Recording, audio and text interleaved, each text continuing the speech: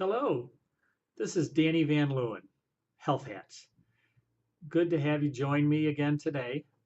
Uh, I'd like to talk today a little bit about learning what works. So, we're on a health journey, and on our health journey, we have a destination that we're trying to get to. We're looking for a plan and have a roadmap, a GPS, so a care plan. We have a health team, and we're we're headed towards our destination, and we're trying things. And we have an experiment of one, us, and we're trying to learn what works. So on this journey, we make choices, tons of choices, endless choices. Should I do A or should I do B? Should I eat the brownie or don't eat the brownie? Am I going to take a walk or aren't I going to take a walk? Should I go to the doctor or should I wait? Am I going to fill the prescription I got or not? Am I going to get surgery or am I going to wait and see? Or am I going to make no decision? Which is which is a decision. So we get help making those decisions. And we get help from the professionals on our team. We get help from our care partner. We get help from Dr. Google. And we get help from our mates or our social network. So it's interesting, this idea of what works. So, what does it take to figure out if something works or not? So, first of all, you have to know what you're trying to accomplish. So, your personal health goals. So, it's like sort of the relationship between what you tried and what you're trying to accomplish. So, I have a fever. I'm going to take an aspirin. Uh, the fever went down or the fever didn't go down. I have heartburn. I tried not eating chocolate, and that really helped my heartburn.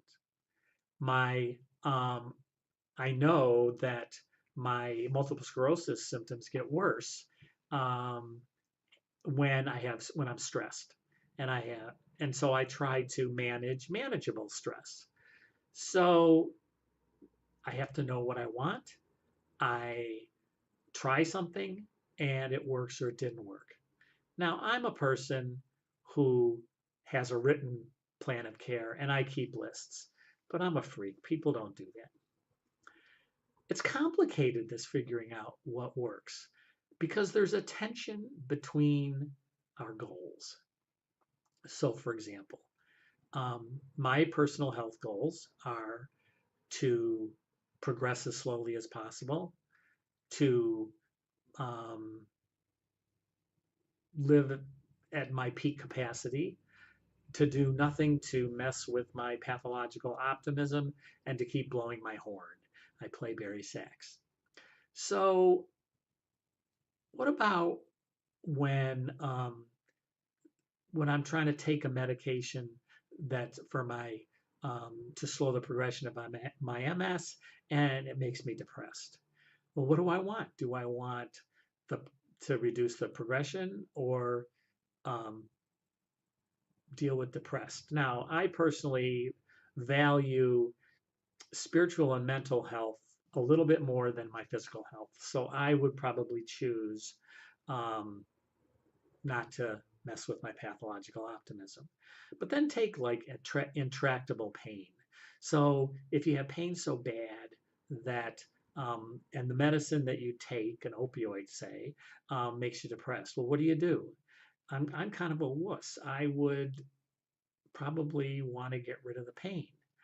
Now, I do have a moderate neuritis, which is painful, can be painful. And the doctor wanted to prescribe Neurontin for me.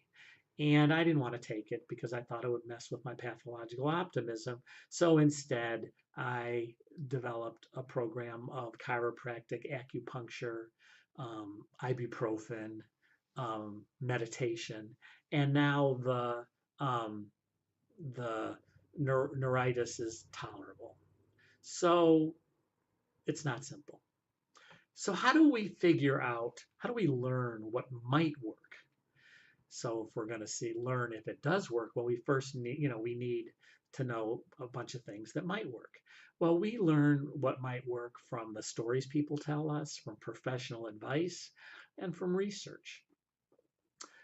So I really like stories. I love hearing what works, what people tell stories about what works. And I especially like it when there's a bunch of people who have the same or similar story about what works. Then there's advice, tons of advice, right? There's professional advice, non-professional advice, solicited advice, and unsolicited advice. Now, personally, I like advice that I agree with. I'm human. Maybe not the best practice, but it's the way I am. So these are learning what might work from individual experience. So then there's research, and I'm going to read this to you. Um, So comparative effectiveness research is the direct comparison of existing healthcare interventions to determine which works best for which patients and which pose the greatest benefits and harms. So research is complicated too, because most research is done about medical treatment, existing medical treatment.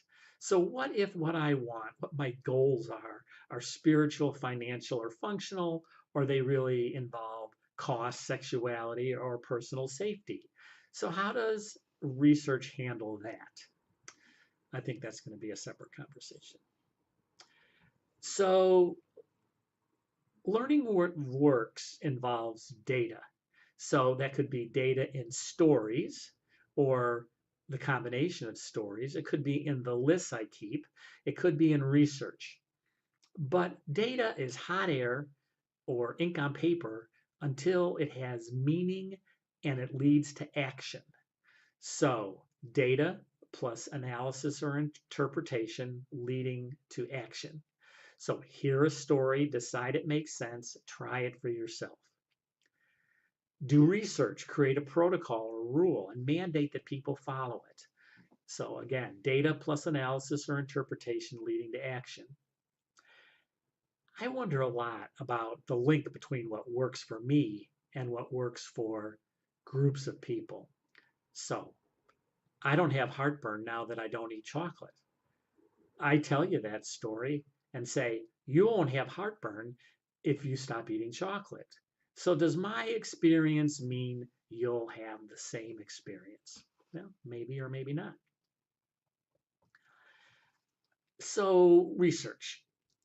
So, I was looking the other day and I saw this research that led to a protocol that says, and I'm reading now, if you use a risk calculator, so a risk calculator has you enter in your age and your gender and your some lifestyle things and some lab values. And it says that if you use that risk calculator and you have a 7.5% or higher chance of having a heart attack or stroke by that risk calculator in 10 years, you should take a statin. And a statin is a cholesterol lowering medication. But what does that mean for me? The protocol was based on experiments of groups of people. The American College of Cardiology felt that 7.5% chance was significant enough to instruct doctors to prescribe and encourage people to take the medication statins. So they used data plus interpretation leading to action. So, okay, what this says is that learning what works is an experiment of one, me, you. So, how do you learn what works for you? Whose advice do you take? How do you know whatever you're doing is working? Do you adjust if it doesn't work? So, I've been writing about and talking about setting up personal health goals, creating your health team, planning your care, and learning what works. I think we're going to have to do another talk about adjusting when your plan doesn't work, when you learn it doesn't work. Okay, thanks for your time. Uh, have a great day. Onward.